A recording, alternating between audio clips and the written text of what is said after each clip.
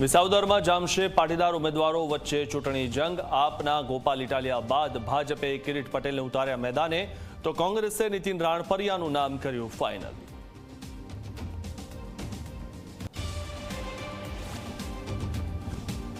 Rationing દુકાનો બંધ રાખવાના નિર્ણય સામે અલગ અલગ મત। અમદાવાદમાં દુકાનદારો બંધ રાખ્યું કામકાજ, તો વડોદરામાં 800 દુકાનદારોએ અનાજ વિતરણનું યથાવત રાખ્યું કામ।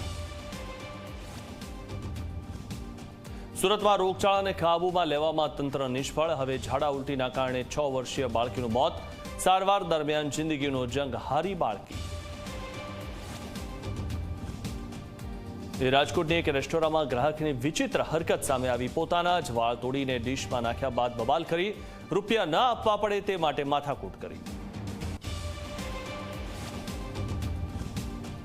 વડોદરામાં દુષ્કર્મ કેસમાં આરોપી અનિરુદ્ધસિંહ ગોહિલની ધરપકડ।